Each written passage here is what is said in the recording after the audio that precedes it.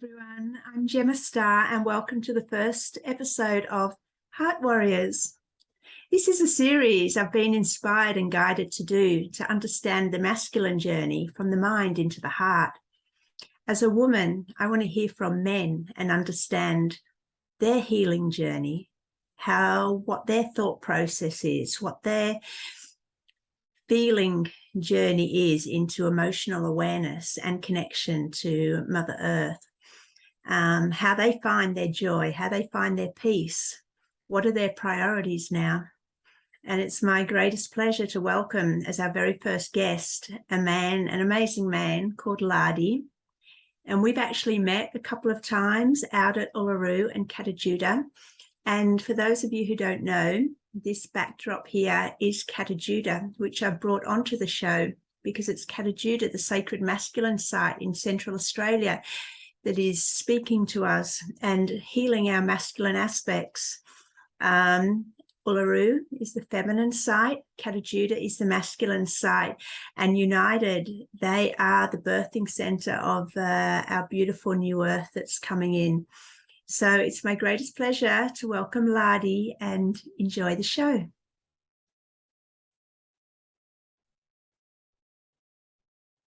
Hello, Lardy. Bonjour, aloha, beautiful soul. How are you doing? Very well, very centered, very grounded. Thank you. How are you? I'm really well, super excited. Thank you for the first episode. We reconnect once again to bring in Katajuda to healing the masculine. Do you want to start off by telling us, who are you? Who is Lardy? Who is Lardy? So you can see me okay, yeah? Hear me okay?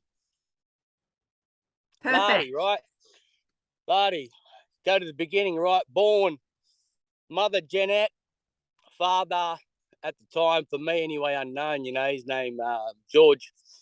Jeanette, Thomas, George Thornton, mother black fella, father white fella, so I'm black fella, white fella, right? Born in 1976. I was born into this world 1976, and as I come along growing up, I reminded the family of our grandfather, right? His name was Albert Thomas, and aka Lardy, right? He had the nickname Lardy. So I naturally inherited the nickname Lardy growing up, from an early age. So that's where the name Lardy come from, if anybody's wondering. And so, 1976, black fella, white fella, and the upbringing wasn't great at all, and being a black fella, white fella, not an easy world to grow up in, So, straight off the bat, you're in fight and flight, right? And you're not sure, you're unaware of who you are or where you fit, where you belong, So it's interesting growing up, going to school, being called boom, and then going home at sometimes and being called white trash, because you're black fella, white fella, right? So you're not really understanding who you are or where you fit in the world, Interesting, going through that as a young man, growing up and not having a father, not really having a father figure or any figure, right, to look up to have that inspiration, and the motivation to become better. Who the hell am I, at a young age, That's what we do, right? But who are we? And so I didn't have the support of these masculine warrior men, right, in my life, right? They were all black fella way, grow up in the backyard around the fire, everyone all drinking around or crying around, listen to the Roy Orbison, all these old fucking just yucky songs that keep you in a shitty vibration, low 3D vibration, And so you really got no one to look up to, right? And to have inspiration. And so, throughout my life, just lost, man, and trying to find something to grab onto, So that's what more can we say about growing up? What more can I touch into growing up, black fella, white fella, and not really having the connection, right? Mm. Always had this deep connection, always had this deep yearning for connection for me, right? Personally, always had this deep yearning for connection, for someone to look up to, right? Someone to be that inspiration, right? The motivation. And so I always try and find that, the motivation, the inspiration to become a better person, a better version, right, of self. And because I always wondered, there's got to be more, right? Like there's got to be more, yeah. And so at a young age, and I'm like, always searching, and always on the lookout. And growing up in Sale, that's where I first started going to school in Sale, and that was always on my own, right? And because I was like growing up for me, and my mum, like I'm the eldest of a brother and a sister, right? There's myself, there's Stella, and there's Ivan, right?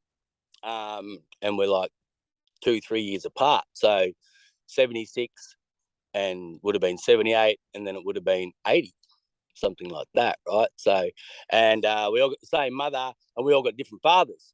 And the youngest one, Ivan, he got the best of both worlds. He got black mother and black father, So for me, growing up, I had the white skin, right? I got the white skin, and my younger brother, he got the black skin. So I was always like, "You fucking black." I wanted that black skin, right? Yeah, black fella. I want that. That's who I am. And I'll be like, "Mom, how come I didn't get that black skin?" And I'll always be like, "Mom, where's my father? Where's Dad?" And it was never. Mum's not a real educated woman, and not real articulate, and so she didn't. And you got to remember, growing up back in her days, it was tough, man. Back in '76, and then you know having birth to this soul and being able to deal with that was hard for her, right? So I got many families, right? I got many mums too, Mum Maisie. So my mother, my birth mother, would always put me in places where I was safe, right? So she could go do what she wanted to do, right? She was young. She was probably like 18 or 17 when she had me. So she was still wanting to live her life. So I got put in places where she knew I could be safe, right? And the best place for me was Mum Maisie, right? Dad Cappy. Bless their heart and soul. They ain't dreaming now. And they read me, right? With my 3 older sisters, Vernis, Muriel, and Anna, and the rest of the family there. So that was my family, my mob. And I didn't really know my family like my blood family, right? So really interesting way of growing up and being, Can really I ask you? interesting. Can I ask you, where was your mind 10 years ago? Like, what was going on in your head? Let's jump ahead now to 10 years ago. What sort of man were you back then? 10 years ago. Okay, so 10 years ago, if we can go back just a little bit more than that, I'd come through a fair bit of stuff, up until 10 years ago. So I'd been through a lot, partners and relationships and breakdowns and breakthroughs and all that stuff. So, up until 10 years ago or 12 years ago, whatever it was, I'd just come back from Tasmania and I was still lost and broken. And I got into a relationship with a beautiful soul that we'd connected with earlier, in our past, and we separated and we come back together. So before then, I was still drinking heavily and still lost. And then we connected, right? Me and this beautiful soul, we reconnected. And then I became this family man and got my own place, because up until then, I was pretty much just a homeless bum, just walking around fucking lost and confused. Like, who am I and where? Searching for answers, right? And then I met this beautiful soul, and we started a life together, and we started this life together, and I got my shit together. I got a job, and started getting some motivation in my life. And then I got my one of my sons, Lardy. He was 13 at the time. He was living with me, and yeah, started the family, and then had another child, Amani. She's 10 now. So yeah, she's 10. So she was being born, and my life was going well, and and then that's where it started to go downhill when Amani was born, right? When Amani was born, the relationship, boom, and we didn't know how to repair it. I was still hurt, she was still hurt, she didn't know how to communicate, and the way I thought I was communicating obviously wasn't the way to communicate, right? So we slowly fell apart from when Amani was born up until when all the stuff recently happened, right? When the journey really began, this healing journey for me, anyway. So family man, and had a job, and always I got to a certain point, and I was like, I want to build a home, right? You get trapped in the system, right? Family man, and be that, get a job, and yeah, I'll do the right thing by my community, and so I did that, right? I was lost, confused, and anyway, I met this beautiful soul, and we come back together, and she's got a past too as well, right? So we come back together, and we had nothing, right? We had nothing at all, and I got a flat, and then we worked there, and we got our way up. Anyway, I come into she won a car. She won a brand new car one year, and the next year I won $35,000. Right, so we put that together, and then with the jobs that we acquired over the years, we built ourselves up over 10 years. Right, we built ourselves up, and then so with the money that we got, we built a home. Right, we're like, yeah, here's our house, here's a home. So we built a home. Right. And all through this happening, our whole relationship was crumbling, right? It was all coming down. The house of cards was already coming down upon us, but the goal for us was to get the home, right? And we all our stuff did not fucking matter, right? That's the world we live in, yeah? Yeah? Pardon me. So you push that shit aside, man, and you focus on the home, and you just gotta. So the child misses out, your mental health misses out, the masculine energy misses out, the feminine misses out. She's got medical complications going on I got no idea of, and it's just this fucking whirlwind of shit going on, man, all because we're just entrenched in this. Let's get this home, let's make it work. And we did it, right? Fucking build a home, dude. And the moment I signed that contract, my spirit, my heart, my Leon just went, what the fuck did you just do? Mm-hmm. And that was the moment. The house of cards, that was the last straw that broke the camel's back. And once I did that, that was it. I went into brain lock and information overload, and I've just signed this contract. A mortgage. I've just signed my mortgage. It's a death, you just, list goes on, right? Anyway, so I do this, and I fucking freak out, man. And I'm doing well. We're doing well. We got. She's got a good job. I've got a good job. We've got a good paying job, so we're well off, and we live a really, really good life, man. But in here. What was happening in your mind? My mind. Always trying to communicate, right? I knew there's something wrong, right? There's something wrong.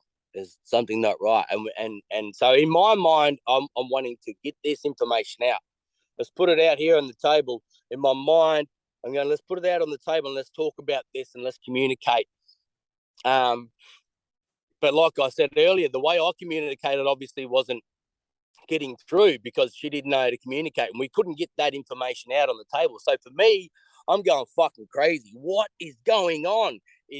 And that's when the mind starts to begin to fucking, is she cheating on me? Is it this? Is it that? Am I not good enough? The mind starts to go fucking nuts, right?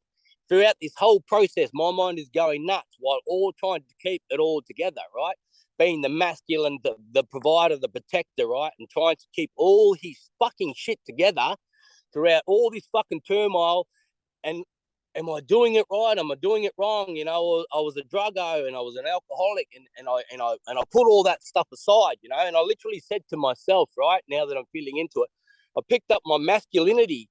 I literally picked him up and I said, bro, you just got to sit there in the corner for a sec. And I don't know why the fuck I did that, but just like I felt like I had to, right, to allow her to come through, right? I don't know. I had to do something, right? I was drowning. I was fucking drowning, and I was prepared to do everything, right? And I literally, throughout the end of the days of it, I was like, I will fucking die trying to keep this, trying to make this work, right? In the end days, I was like, I will die trying to make, I will do anything, right, to make this work, right? Because my heart and everything that we'd worked for, right, and it was all crumbling around us, and we just did not know how to fix it. And then it was just like, oh my God, my heart, you know, and my soul was just yearning to be heard, and I just didn't know how to do it. And oh,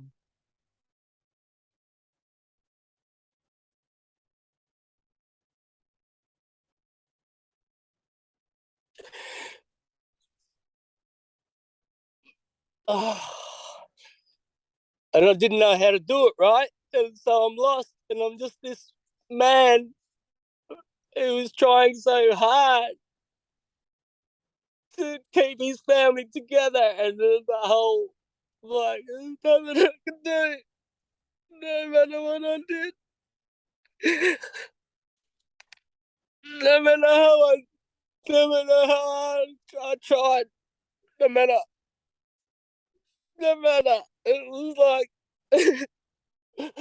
what am I gonna do?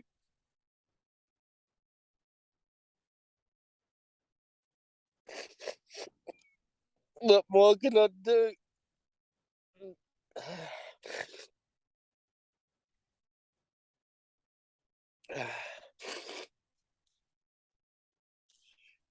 Was that your lowest point, Lardy?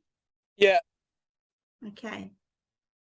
So what happens when you hit rock bottom like that? I What's got going on on ice. there? What was the I got turning on. point? I got on the drug ice. And you know, I was a family man. I was a working man, and I couldn't handle it anymore. I couldn't. I no matter what I did, what I tried, I couldn't work. Right. I understand it all now, but at the time, right, you're just going through this, and so I got on the horrible drug ice, and I lost everything. I imploded from the inside out. I had nowhere left to go except to go inside and just fucking destroy myself, right? That's what I did. I went inside and fucking destroyed everything that I'd created.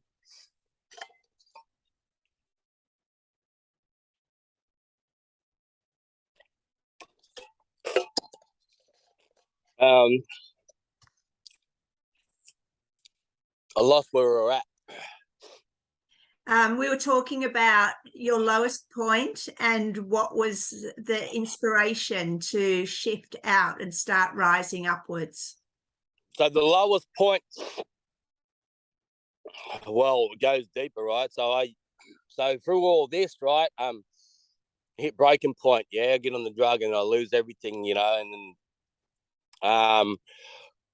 and that's when you know, I tried to take my life in this while I was in this relationship, and then the turning point. If we're going to talk about the turning point was when I was sitting across from two police officers in the Bairnsdale police station, and they were telling me, you know, you can't go back to this house you just bit. I had been 5 months into the build or something, like we'd been in the house for 5 months or something, 6 months or whatever. And they said, you can't go back to your house. I'm sitting across from in the Bairnsdale police station, East Gippsland, Victoria, Australia. And I'm sitting across from these two police officers, and they're saying to me, you can't go back to the house you just built. You can't talk to your daughter. You can't ring your daughter. And basically, your life as you know it, son, it's over. That's it. That's it. Everything you just worked for, cuz that's it. It's gone. See you later. So at that moment, that very moment, right, I'm sitting there across from these two police officers, and they're saying this to me, and I'm like, oh, fucking what the? My whole life's just gone, Let's see you later. At that same moment, right, very same moment, through my left chest, right, into my heart, spirit came through and said, "You're gonna go on a healing journey to Uluru." Whoa. And let me just go back a bit. Like throughout the 10 years that we had this relationship, this beautiful soul and I, coming to the end of it, I was just like, if I could just go on a healing journey up country. And I've always yearned to be in touch with my culture, right? My people, right? Song lines, ancestral lines, cultural ways, right? And so, like, I was saying to myself, and I'm pretty sure I mentioned it to her a couple of times too, if I could just go on a healing journey, and just up country. And anyway, this happens, right? And spirit comes through and says, you got to go on a healing journey to Uluru. And so at this very moment, my life as I knew it is over. And a new one was beginning right there before my very eyes. So it was up to me. I am lost. I am broken. I am fucking just scared. Everything's gone, right? I am on the drug ice. I am fucking messed up, right? I am not in a good space, man. Fucking see you later, bro. Just do me in, cuz, dig a hole, and happy days, right? Fucking have a Can beer I for me, bro, ask, Lardy, how long ago was this? So this was around September 2019. So this was just before, as they were ramping up all the lies, that we see today. As they were ramping all that up, this is when it was all happening for me. So September 2019, or might have even been earlier, actually. Might have been earlier than that. So just before, to put it in perspective, just before COVID came out. Yeah. COVID came out at the end of that year into 2020. So it's good to be able to parallel that journey. So yeah, and so yeah, please continue. So yeah, interesting, right? Interesting how the time frames meet up, right? And if I may just quickly, there's a lot of other heart warriors out there and have been on the same similar journey to me, around the same time, you see, so anyway, yeah, my whole life as I know it, right? It's gone, cars, everything I just worked for, right? 10 years, man, going down. That's it, right? And then how do you respond to that, right? So there's two ways. There's a few. Well, I don't know. There's a few ways. There's a few ways you can respond to it. So for me, I was like, right, this is what's happening.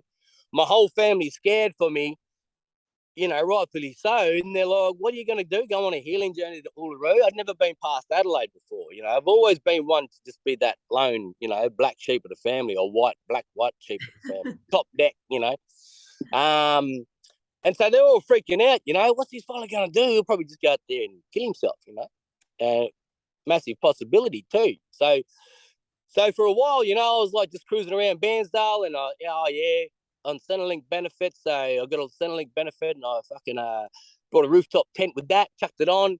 Didn't have no money left, man. The car was about to break down, right?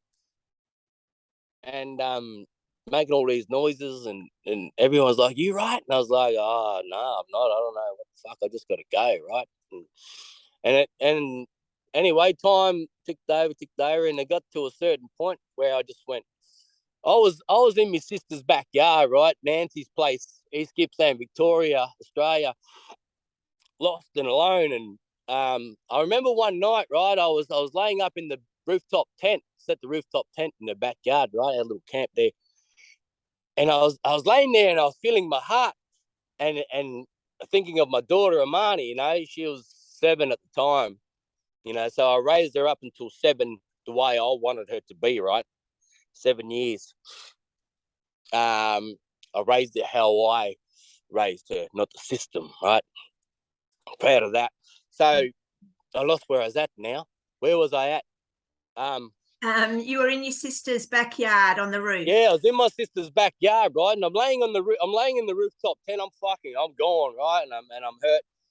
And I'm laying there and I'm feeling my heart, and I literally felt like it just broke into a million pieces, like what it felt like it broke, because my heart was hurting so much for my daughter Amani, right? She was 7. She had no idea what the hell was going on. I dropped her off at school that day. It was a Monday. I dropped her off at school, and I would have picked her up that afternoon, and yeah, she would have got home, and the story would have come. Daddy's not coming home. So my heart was broken, man. Like, it was fucking the most painful, heart-wrenching experience that I've experienced in my life. When people say, "Oh yeah, I got a broken heart," fucking mate, you got no fucking clue what a broken heart is, dude. You got no fucking clue, man. Unless you literally got a fucking broken heart, right? Unless you feel that pain, right? That deep fucking pain. OMG, it fucking ripped me to my core. It fucking ripped me open and tore me to fucking shreds, man. And so anyway, I'm laying there and I'm just like, how am I gonna get through this? How the fuck am I gonna get through this, right? And I just gotta believe, right? I gotta trust, I gotta hope, I gotta pray, I gotta just do all these things, right? And in that moment, I've become a believer.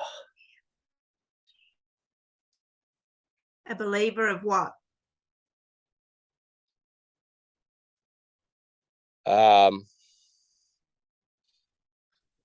In that moment, I became a believer of self, of what I am capable, and that I can do this. In that very moment, I'm just realizing right now that in that very moment, I became a believer of self, my self-worth, and that, yes, I can do this. I'm laying there with this fucking broken heart, this broken-hearted man who had just lost everything that he'd been working so hard for, right? And how am I going to do this? I'm only realizing this now. I became a believer in myself, and that, yes, I can do this. At the time, I didn't realize it. I'm only realizing it now on this live, that I became a believer in myself, and yes, I can do this. Fucking lost, no money, on the drug ice. Just recently tried to kill myself, and I still might do that, yeah. But I became a believer in that moment, and yes, I can do this. So I did it, right? I get my shit together. Not that I got my shit together, I still didn't know what the fuck I was doing. And so I just get on the road, still, still having a little dabble here and there, still drinking, still smoking. I still drink, I still smoke. And so I just get on the road and I just do the journey. I just take off, go to Uluru. And incidentally, that's the first time we met. That was your first trip there, and one of my, I think, actually, that was my first trip there too, in January of 2019, just to put it into perspective. But so, yeah, you took off to Uluru, which, can you let people know, outside of Australia, how far that is from where you were in Victoria? So East Gippsland, Victoria.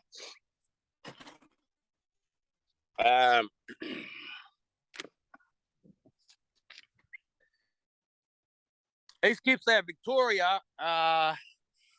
What's that? I won't move too far. Just thought about connection from where I am.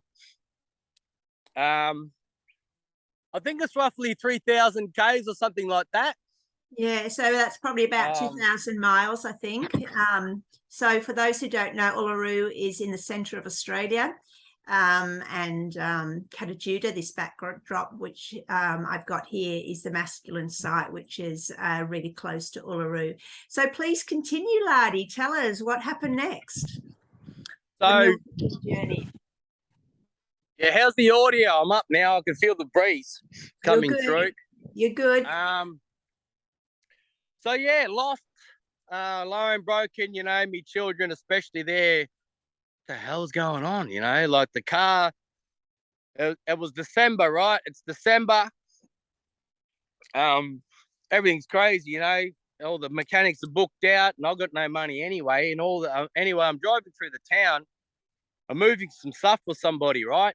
And then I hear this clunking and grinding, and I'm in a VW Amarok, you know, 2011 VW Amarok, European, you know, not a cheap car, right? For someone that's just lost everything and got no money left, right? So it's not a cheap car now to maintain, you know. I had that ability to maintain that, but now I don't. So anyway, all these noises and grindings going on, and I'm like, well, I don't know. I can't. I take it to the mechanics, and they go, then I have a quick look at it, and they go, bro, that won't make it 100 k's down the road, right? The mechanics are telling me, the mechanic and our transmission joint, they both said it won't make it 100 k's down the road. Do not fucking drive this car. You know, it's a $30,000 vehicle, right? And anyway, this is on this day, and that night I go out and set up camp. We just go fishing, and me and my brother boy Jeffrey Cooper, and we have a few beers, and we're chilling, and we have a fish in the Mitchell River, catch some fish, have a feed, you know, cook them on the fire. And the next day, the first light, bang, oh, I got to go. And they're like, what do you mean you got to go? Your car's, you know, that's fucked. I don't know. I got to go, man. You know, I just got to go. And they said, what do you mean you fucking got to go? You got to get this thing. I just got to go. And I just put whatever, and I took off. I literally just woke up. I said, I got to go. And I drove around Bairnsdale, right, my hometown Bairnsdale, and I drove around to as many people. I'm like, who do I need to see?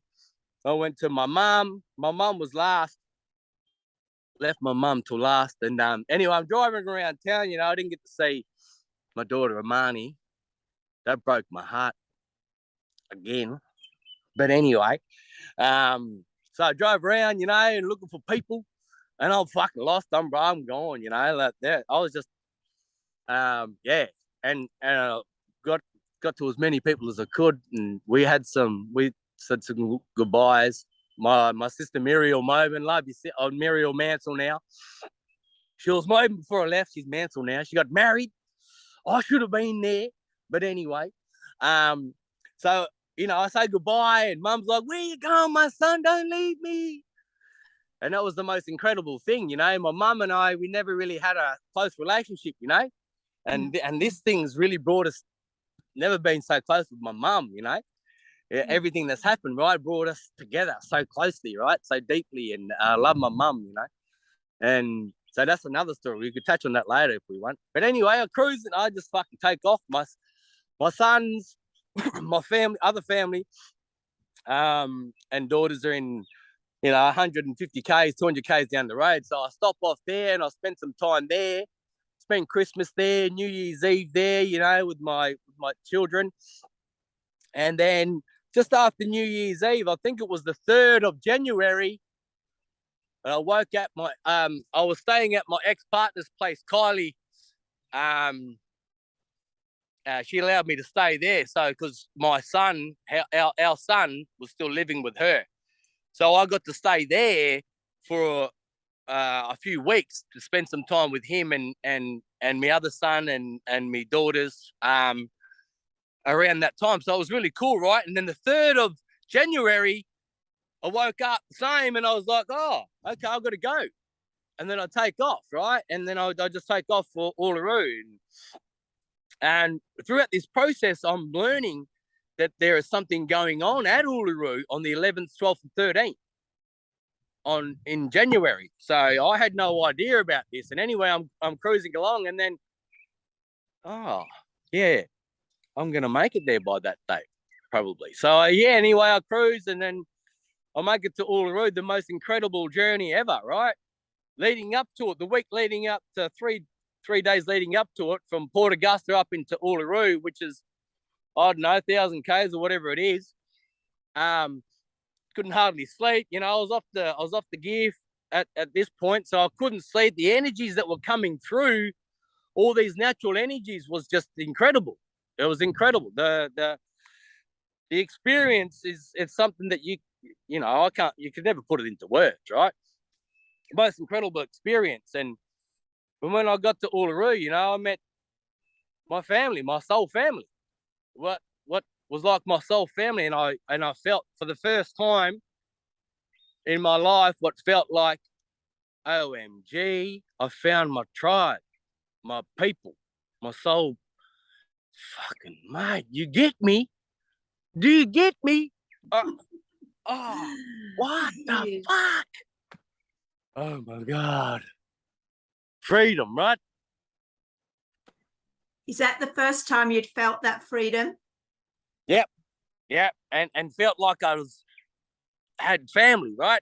Because that's what they said. I was like, I just got the calling to come here to Uluru on a healing journey. And they were like, yeah, we all got the calling, brother. Welcome. We're your soul family.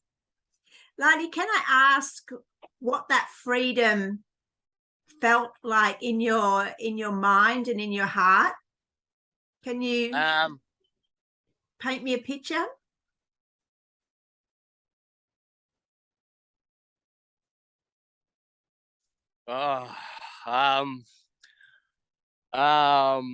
Growing up, right?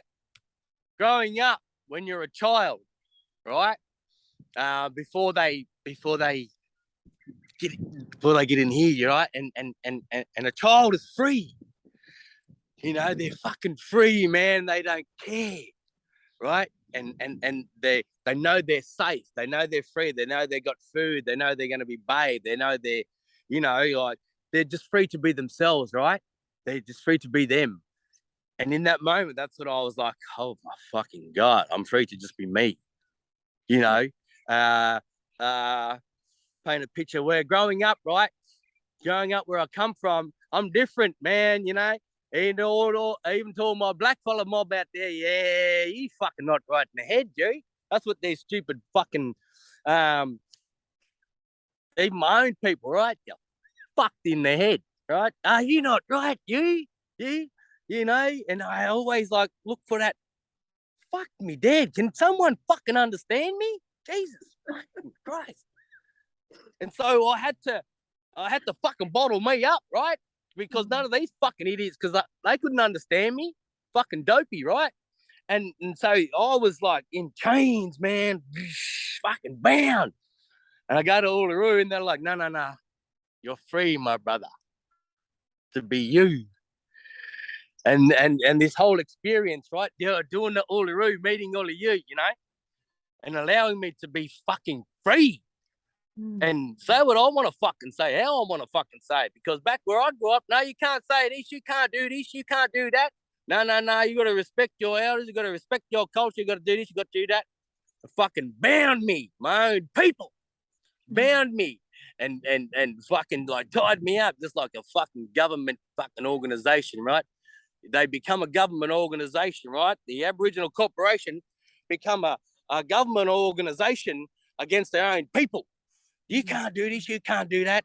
Anyway, I go to Uluru, right? And become free of all that.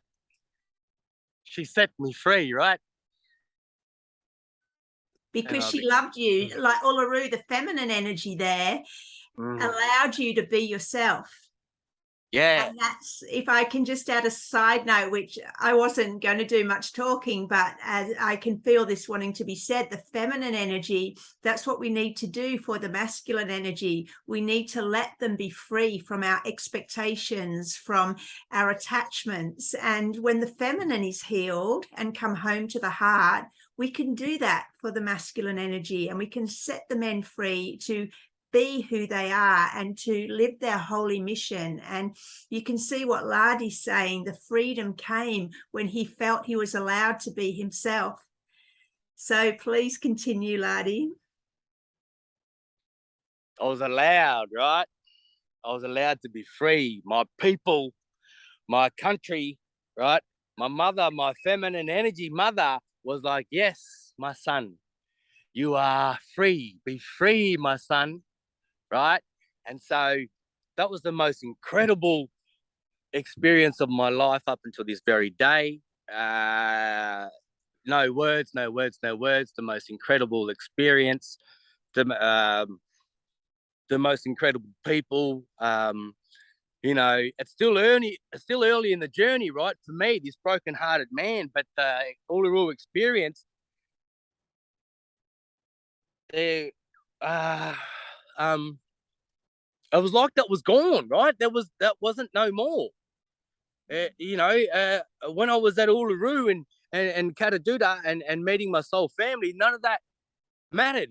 Everything else was just, I don't know, it was just like all just background noise, It didn't, and I was in that very moment of just being free and being allowed to just express myself with my soul family, and on the country and the energies that were all happening there. And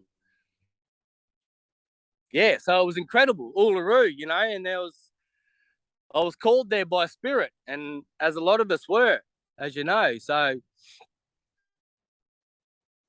freedom. Did you go to Katajuda that trip? Let me feel back to that.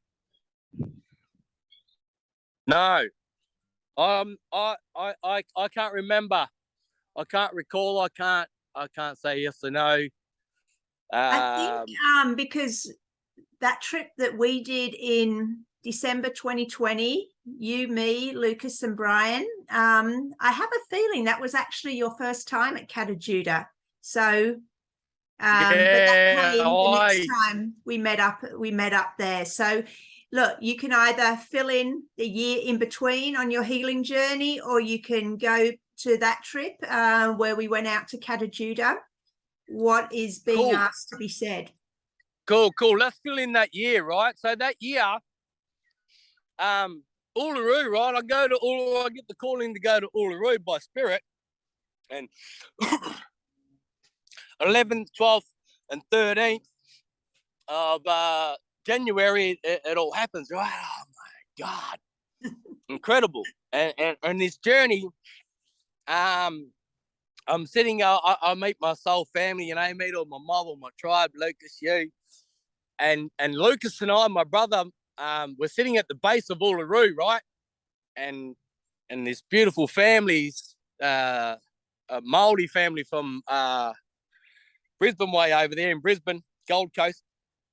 They were sent to Uluru to find a blue-eyed, Aboriginal fella there, and they find me, and it's like, well, what do you want? What do you want to do with me? What's the big deal? I'm just this broken man, I'm, I want nothing to do with me. I got nothing to offer you, man, because I got nothing to give, No, we got sent here by spirit, and we're here to tell you that you're the creator of the dream time. And so, at the very beginning of my journey, I've been told by spirit that I'm the creator of the dream time, right? And so the journey is just incredible, right off the bat, to have this opportunity where one life ends and another one begins. It's up to you. What do you want to do in that moment? And I said, oh, let's have a fucking crack, man. Let's do it.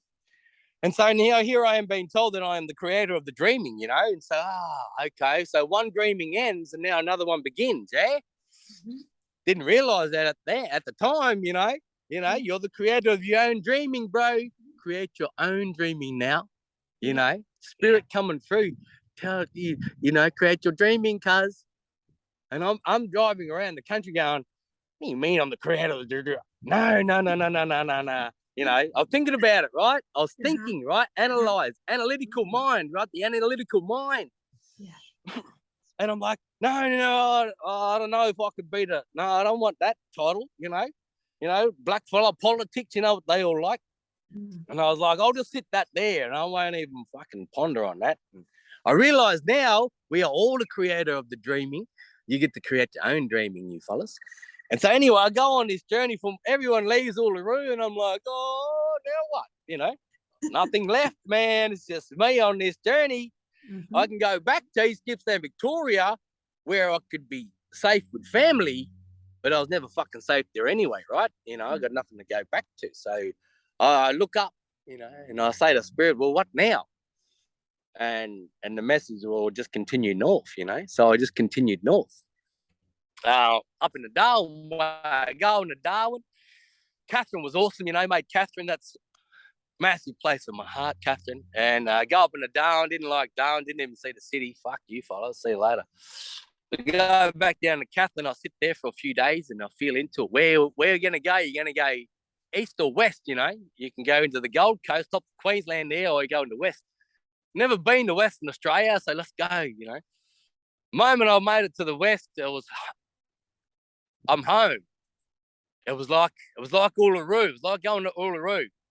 When I got here, especially here where I am now, Kimberley, I'm home, you know.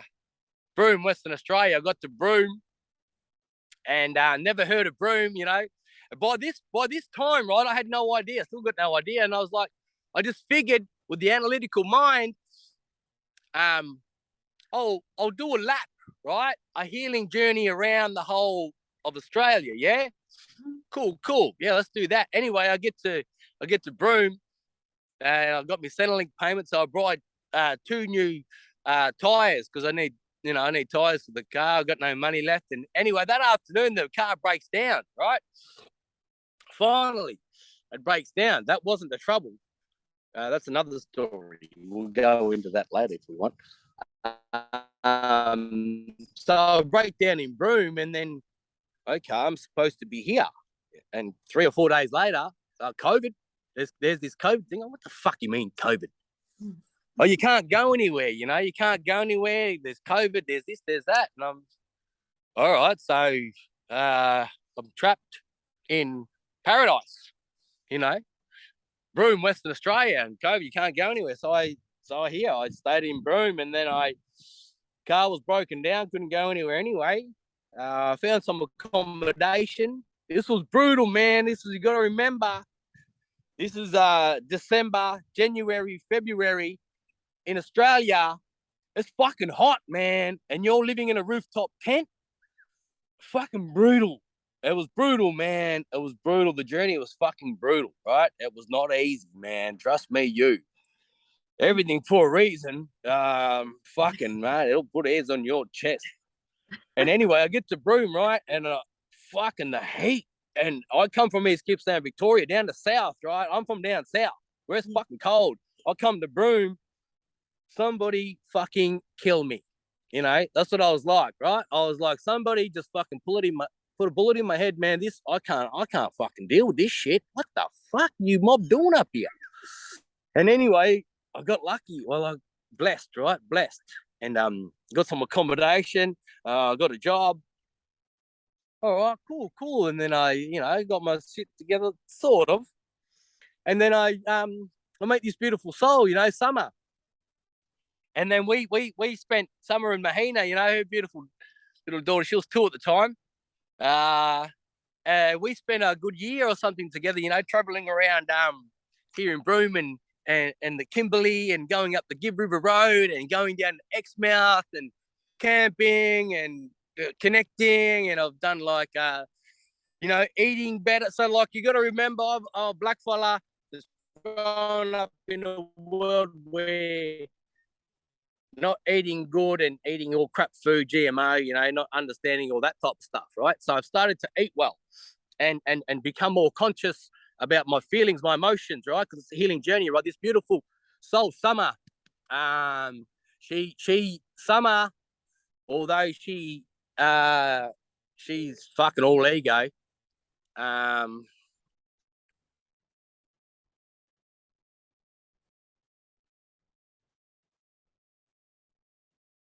Oh.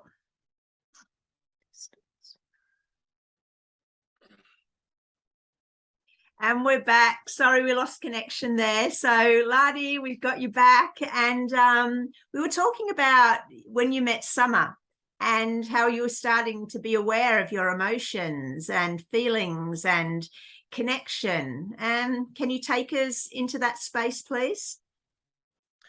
Yeah, so like for 40 whatever years, 42 years, going around and not really understanding, right, the true meaning of feelings, emotions, and masculine and feminine and all this stuff, right? It's all new. I never knew it. Anyway, I meet Summer and she explains feelings, emotions, how we react, how we can act, and this, masculine, feminine. So she brought me into this world of just, oh my God, really, my feelings, my emotions, and the trauma, right? All the trauma that I've gone throughout my life, not understanding that, it needs to be unpacked and it needs to be heard, it needs to be nurtured. And she somehow opened my eyes up to this new world, of emotions and feelings, and diving deep into those, and realizing these emotions, right? They are yearning to be heard. And that's why I'm out here on this healing journey, right? And prior to meeting Summer, I'm just on this healing journey, but I'm fucking smashing down beers, right? I'm just on the healing journey, not even understanding, right? I've got no idea, right? I meet Summer. She gets me in touch with my feelings, my heart, my emotions, right? We went out to the heart of the Kimberley, and she was trying to crack me open, right? She wanted a relationship, and I was like, oh, no, no, no, no, no, no, no. And anyway, she took me out to the heart of the Kimberley, and my heart was all like, no, no, no, no, you're not getting in here. And she cracked it open in the very heart of the Kimberley, so I could feel emotion and the pain and the torment, and be able to cry without just being drunk, right? Because I get drunk and cry, let out the emotion, right? Blackfellow way, that's what we do. And she allowed me to express these emotions, and hold space for me, right? She held space for me really well with my tormented ways coming out. She was really strong in her stance to just allow me to just release, right? And forget, or remember, and coming back into touch with my heart, my feelings, my emotions, and how I reacted to a lot of ways, which wasn't good, and I was hurting. So you got to remember, us masculine, we think we're doing it the right way, but we're not. We're in anger, we're in ego, we're in hurt, we're in pain, and we think, yeah, no, you got to be disciplined, you got to be this. No, no, no. We got to come back to our heart, right, and our emotions, and our torment, and our pain, and our suffering, and then understand all that from within. And then when we go within, Summer's teaching me to go within and understand this, right? And eating better, right? I'm eating better, and I'm starting to focus on my mindset, right? And because your mind's going fucking crazy 24/7, you fellas out there, 24/7, and we get lost. And so I'm starting to create the connection from mind to heart, and she's allowing me to understand this process of connecting together, and being in alignment, right? Talking about all the chakras and all this stuff. Like, what do you mean fucking chakras? What do you mean all this stuff? Breath is life, and all. Wow, what the fuck? I'm out here doing yoga classes, and I'm like, what the fuck? That's not me, And so I'm doing all this stuff, and I'm aligning myself, and I'm understanding myself and my traumas, my past, and it's all for a reason. We've got to unpack it, right? We've got to go in, you masculine, we've got to go inside. And Summer allowed me to go deep within and understand myself better, and the way I felt, the way I think, and the way I eat, and how I responded to a lot of the. She was there. We're here to test each other. She taught me that we're mirrors, right? She taught me that we're mirrors, and that we're here for one another, to help one another grow and flourish in this forever changing environment that we're in, right? So Summer, oh my God, just amazing, right? The most amazing. And she's still got some shit herself, right? This is the power that we have. She's got so much shit that she's got too, but she's holding me up, right? This broken fucking man, and she could see the potential. That's what she kept on saying. I'm like, what are you doing with me, Simon? Just leave me. I'm a fucking mess, like, fucking I'm fucking not good enough. And she was like, you all can see it, and she could see it within me, right? And she allowed me to dig deeper into myself, into all that hurt and pain, and bring it up, set it free, right? She helped me set it free. Oh my God, this amazing soul, Summer, she set my heart free, and allowed me to just sit in my hurt, my torment, my torture, and really, really understand that everything that I'm doing is I'm hurting everybody. I was just hurting everybody, and I'm lost, and I don't know what I'm doing. And I think I'm doing right. I'm raising my children this way. I'm talking to my partner this way, and I'm doing, and it was all wrong. It was all wrong. It was all the system got me doing everything wrong. And I thought this is the way it has to be, and it wasn't. And Summer, she taught me that when we go deep inside, and now I can really see, right, everything that I thought was right, it wasn't right. It wasn't right. And all the torment and torture that I've done to everybody, my children especially, right, my loved ones. And I think that I'm doing the right thing, and we're not. We're not doing the right thing. We're torturing ourselves and our minds and not being connected with our heart, right? Our heart sense, and being centered, and self-respect and honor, dignity. I mean, I got all that stuff anyway, right? It's all here. But this beautiful self, this beautiful soul has allowed me to align myself, and really get in touch with me and my feelings, and doing the yoga retreats and all that stuff, right? And purifying myself and doing, what do you mean fasting? What's fasting? Well, you don't eat. Fuck that, man. I want to eat. I'm hungry, And so you go through all these processes of, meditating, all this stuff, and eating all these raw foods, right? What do you mean fucking raw foods, man? Give me some fucking meat and chuck it on the steak, right? Chuck it on the barbie, right? And so it's all different, yeah. And she's allowed me to really honor myself, my spirit, my connection.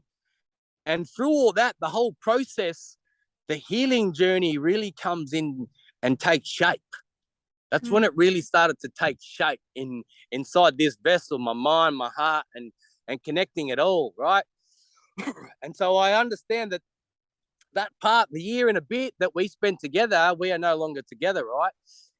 It was for a purpose. It was for her to help me and for me to help her. Now she's on her own healing journey out there, wherever she is, beautiful soul, doing her thing, with her beautiful little Mahina, doing her healing out down country. And I'll continue mine here. And now I'm no longer on a healing journey. It's a spiritual life journey now I'm on, because I've gone through the healing. I went through the process of, I've just tormented everyone, I've just been a fucking total cunt. I've been a fucking asshole, right? And all them, every time I get drunk and I say, what are you doing with me, son? I'm fucking worthless. That's all. She allowed me to bring it all out, and now I realize I'm not, I had to say it, and I don't say that anymore, because I'm centered, right? I have self-respect and dignity and honor and all that stuff, and the healing journey is complete now, and I went through all of it, right? All for a reason, yeah. And we got all the mind, right? The mind's always playing tricks, and when we bring it back to the heart, we're just talking off camera about, the heart and the mind, and the masculine. We're always trapped in our head, thinking analytically. This is the right way. We're going to do it this way, because we've been programmed, right? But when we come back to the heart and realize everything that we're doing is not actually the right way, everything opens up. And so what is the right way? What have you found through your journey that you were doing wrong in your connection to your family and loved ones? Like, what's different now that you're living from the heart? For me personally, it's following the system, following the narrative, right? Following everybody else's point of view. This is how we got to be, yeah? Let's go down this track here. Okay, that's easy, yeah? That's easy.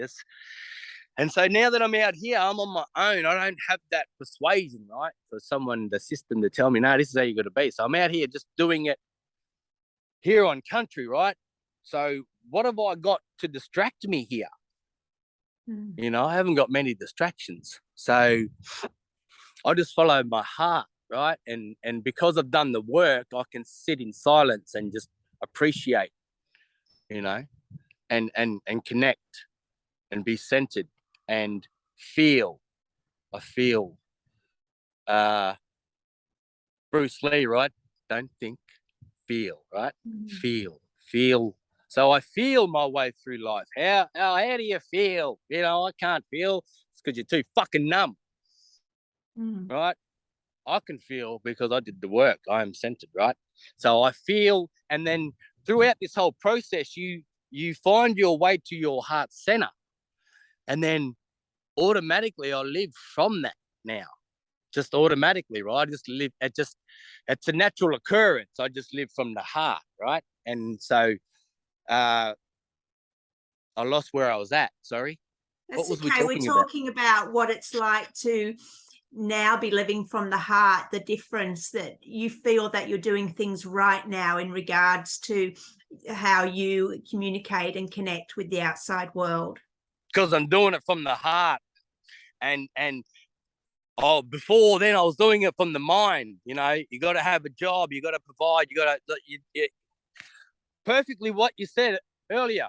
We've got to connect the mind with the heart, right? Because you can't just stay in the heart all the time. I've still got to be out here, and I've still got to analyze some things. How am I going to catch my food, right? I got to hunt. I got to gather, right? I've still got to do all them things. I've still got to provide.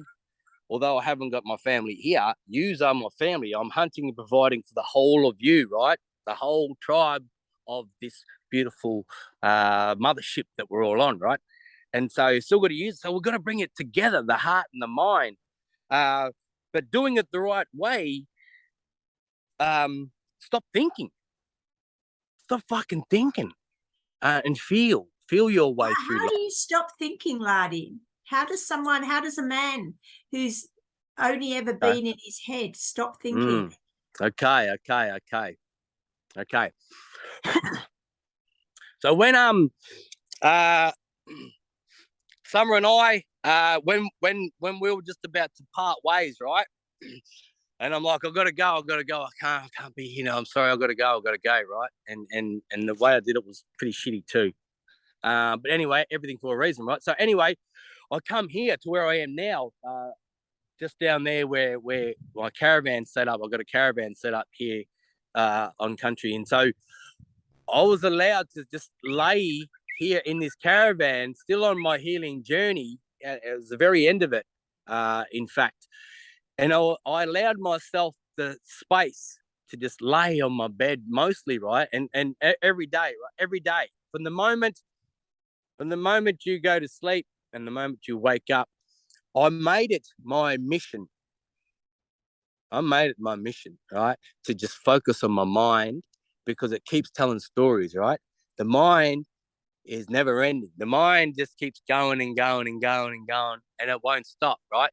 So being on this journey now, I'm being conscious, right? Being aware of energies and all this stuff, right? Being in this space of awareness now, I allowed myself to just shut the fuck up, right? And all these stories keep coming from. I'm laying there, right? I'm laying there, and all these stories come through, and I'm going, okay, yeah, sorry. Like, how about we start telling some nice stories, some good stories, some loving stories, because all the stories that were coming through when I was consciously watching the movies go past, they're not really nice stories, right? And I'm like, how about we start telling some good stories and focus on the mind? It was my mission. It was my holy mission, to just make sure that I did the work, right? I'm not out here just for myself to be, entertained and live the good life. I'm here to make sure I do the work. So I focused everything I had, every ounce of energy, into this mind, because the mind is very, very powerful. Yeah, you are the creator of your own dreaming. And if you're dreaming your dream and somebody else has a little bit of, control of that, well, then somebody else is controlling your dream. So I made it my mission to make sure I've got control of this mindset, because it's a powerful, powerful tool. The television, the radio station, the channels that to channel you all into is somebody else's frequency. So I've learned to channel and to get my own frequency going, right? And I made it my holy mission that this is it. This is the temple right here. And then by doing that and always working, then I consciously made the connection down into my heart. And it just started to happen naturally. It just all happens through the journey, right? A lot of pauses in between, a lot of like, what the hell's going on? It's like, what? Nothing's happening. And then next minute, boom. Oh, okay, there it is. Yay. Lardy, we're going to wrap this up soon, and I know you've got a lot more to say, so I'm definitely going to have you back. But I'm thinking of what would you say to men who are watching this, who maybe don't have the liberty or the luxury or the maybe they've got a young family, commitments that they can't just take off bush and, for example, wherever they are, go on a healing journey. What can you say to them? What can they take from this? It matters not your environment. It matters not. Home is where the heart is, right? So the journey that I've undertaken through the guidance of spirit, I had no choice, right? This has always been my sole purpose, right? My holy mission, if you will, yeah, to go on this journey, on this pilgrimage across country Australia, yeah. So for those that don't have that luxury, you still do it with inside you because it is all about you, right? The temple is inside of you. The mission is inside of you. You are the journey, right? You are the journey. And what you perceive with your mind, that's what you'll create in your reality. So you can still do it in the comfort of your in the comfort of your dining room, right? You know, you sit around with your family, do things differently, right? You change your world, change everything that you do. Don't just go home and just be and continue the same things, right? Because everybody's following that path, doing the same. Groundhog Day. Everyone's just living Groundhog Day. Why can't I? I'm changing this, I'm changing that, and everything in the outside world. We've got to change in here. We've got to change in here.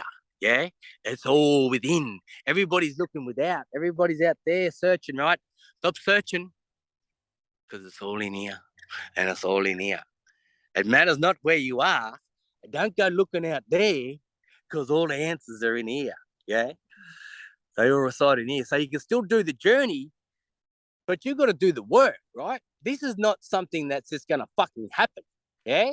Like when you go to the gym, yeah. If you go to the gym, right? Not that I go to the gym, that's my mindset that creates this physique. But you got to build muscle memory, right? Muscle memory. It's the same with the journey, right? If your life is not what you want it to be, and it's got to change, right? And it's gonna fucking change. That's why we're here. So you've got to change it. You've got to do it, right? Don't stop asking for somebody else to fucking change it for you. You got to man the fuck up. You got to grow a fucking set, and you got to do the work, right? And you got to come together in your family setting. Whatever you've got there, you got to come together, right? You got to draw them all in and say, okay, it's time to create change, right? How do we create change? You got to put it into action. Yeah, put it into action. Yeah, that's what I did. I put it into action, and I sat here in the caravan. I didn't go anywhere, right? I could have went all the way out here and did it all, yeah.